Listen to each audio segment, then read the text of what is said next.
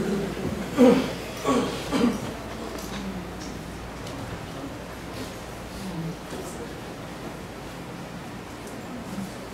po kayo. Meron pang ulit sa unahan. Isang magandang umaga po muli sa ating lahat, mga kapatid. At muli sa oras, araw na ito, tayo ay nalulungkot dahil sa nangyari po. Ano po?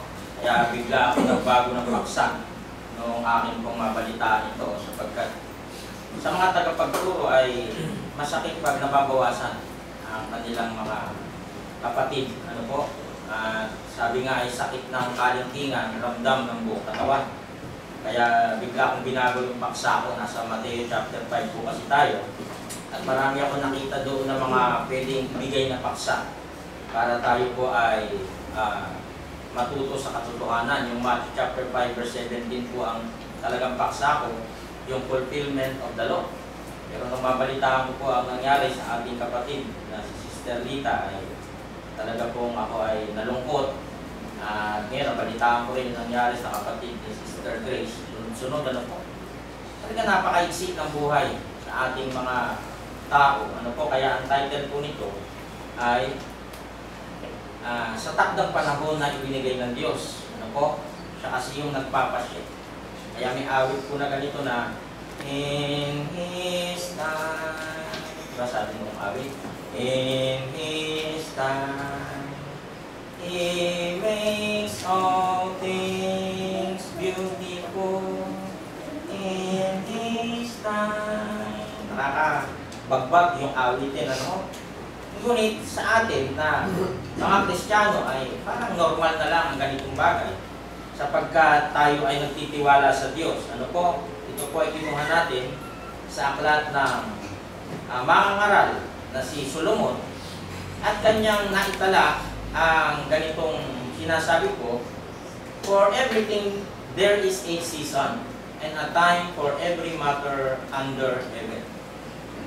Meron tayo palang papel sa mundo na dapat nating malaman agad bilang mga tao na bago dumating yung panahon ng pagkalagas o pagkawala, para tayong mga bunga bunga ng isang masarap na prutas na dumadating yung panahon na natatanggal siya doon sa tangkay. Kasi nalalaglag dahil siya ay hinog na. Parang ganun ang tao. Ano po? Kaya yung lahat sa mundong ito may kanya-kanyang panahon. May kanya-kanyang oras na itinakdaan Diyos na siya lamang po ang tanging nakakaalam. So hindi tayo sigurado. Kasi may namamatay, bata pa. Inaasahan ng tao siguro mamamatay siya pagdating niya ng 60 to 70, 80, kapag sa dulo na. Pero hindi nangyayari po. Sa statistics na tungkol sa pagkamatay, pabata ng pabata. Pati high blood, 8 years old, high blood. May diabetes, 5 years old. May UTI, 2 years old. Grabe. Nakakatakot, ano po? Ang sabi sa mga ngaral, magandang balita, Biblia po, ang babasahin natin. Ang lahat sa mundong ito ay may kanya-kanyang panahon. May kanya-kanyang oras. Yun ang nakakatakot eh. Hindi po natin alam kung kailan yung oras natin. Nasample nga natin noong nakaraan, baka sa isang iglap, kasama natin, pagdating ng oras lang o araw, lang mababalitaan mo. Nakakalungkot na mga pangyayari, ano po? Pero ang tangi nating inaasahan, ang mga kapatid na kasama natin ay naglingkod ng buong puso at gumanap ng kanilang papel sa iglesia bilang mga tunay na Kristiyano. Ang Diyos na siyang lumikha ay nagtakda lamang ng hangganan sa bawat nilikha. Kanya-kanyang panahon, kanya-kanyang oras sa mundong ibabaw. Parang yung dagat.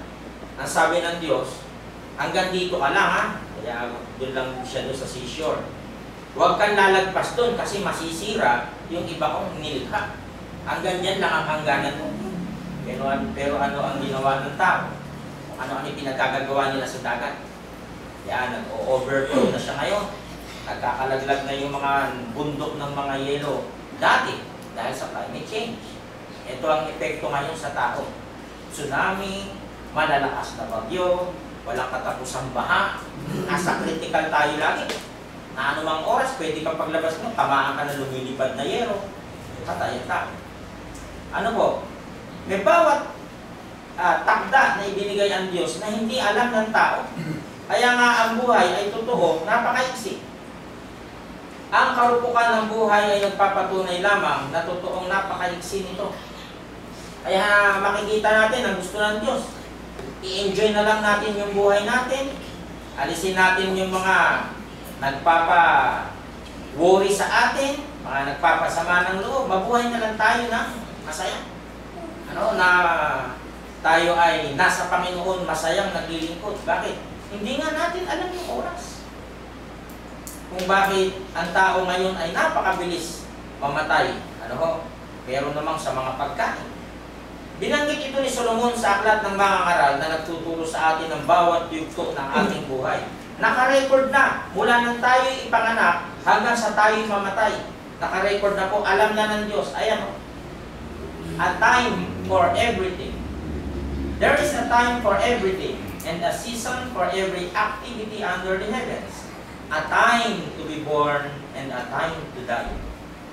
Mula doon sa umpisa, dito, nang ipanganak ang tao, alam na ng Diyos yung hangganan niya. Dito sa dulo, pwedeng 25, yan ang hangganan niya. Hindi niya alam yun. Pwedeng 17 pa lang 17 years old, patay na. Pwedeng 35. Pwede namang 99. Meron naman lumagpas na ng 102 ay hindi pa gumagraduate. Ano po? Yun ang nakakatakot na bahagi na kung saan po ay pinapakita ng kasulatan. Alam na ng Diyos yung ating ipapasok po kayo. Yung ating pupuntahan. Ano po? Kaya meron binabanggit na a time for everything. A time to plant and a time to uproot. A time to kill and a time to heal. A time to tear down and a time to build. A time to weep and a time to laugh. A time to mourn and a time to dance. A time to scatter stones and a time to gather them. Ang haba po, na binabanggit na ito. Dito naman sa MBB, Magandang Balita Biblia, may takdang panahon para sa lahat. Yan po sa verse 1, sensya na po kayo, maliliit, po? Ang lahat sa mundong ito ay may kanya-kanyang panahon, may kanya-kanyang oras. Halimbawa natin, para tayong mga bunga ng isang punong kahoy, na pagdating ng panahon mahihinog, malalaglag sa lupa. Ganun yung tao. Pag hinog na siya. Pag dumating merong mga mula sa kanyang pagkapanganak, hanggang sa kanyang huling panahon, pagkamatay, iba't iba yung age. Ayan, may 17, may 25. Na ibinigay ng Diyos sa bawat isang tao na tinakdaan niya ng hangganan. Sa verse 2, ang panahon ng pagsilang at panahon ng pagkamatay. Ito po yung pinakikita. Ang panahon ng pagtatanim at panahon ng pagbunot ng tanim. Ibig sabihin, mula nung ikaw ay mag-umpisang magtrabaho, hanggang sa ikaw ay kumita. Harvest time. Parang gano'n, yung pagbunot ng tanim. Ang panahon ng pagpatay at panahon ng pagpapagaling. Parang may kinalaman naman sa war. Panahon ng paggiba at panahon ng pagtatayo.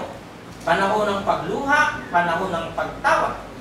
Sa buhay ng tao, hindi naman pwedeng masaya ka lagi. Ayun may panahon din ng pagluha. May panahon din ng pagtawa. Ang panahon ng pagluluksa at panahon ng pagdiriwang. Yung may mga birthday. May panahon din ng pagluluksa, pagdadalamhati o kamatayan. Ang panahon ng pagkakalat ng mga bato at panahon ng pagtitipon sa mga ito.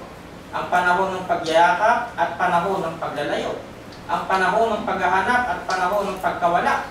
Ang panahon ng pag-iingat sa isang bagay at panahon ng pagtatapon, yung pagwawaldas. Panahon ng pagpunit at panahon ng pagtahi. Panahon ng pagtahimik at panahon ng pagsasalita.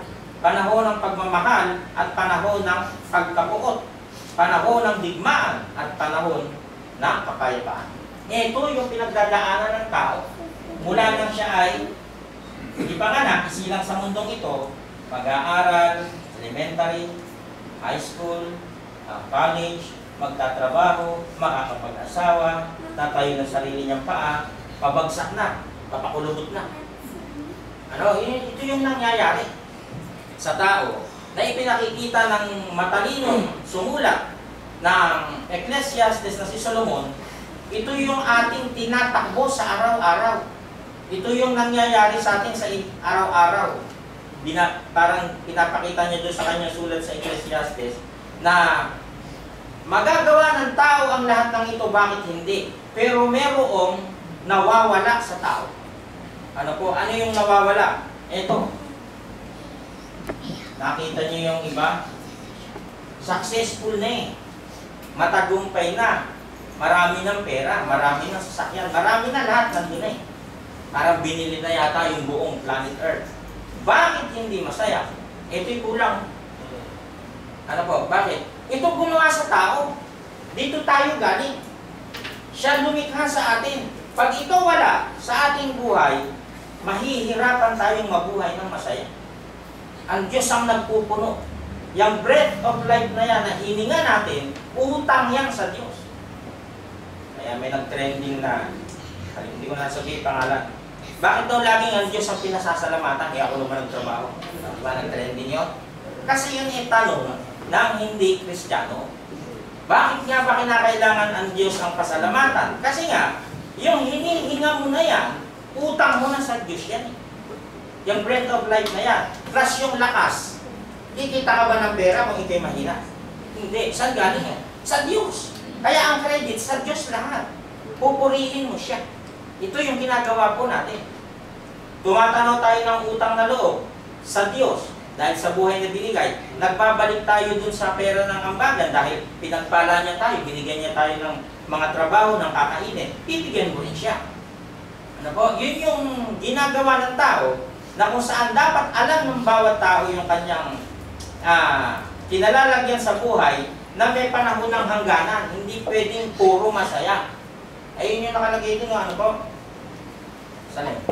Hindi pwede yung panahon ng masaya lagi yung pagtawa. Sa sobrang liit, hindi ko mabasa eh. Ano po? Nasa verse ano po ba? 4. Ang panahon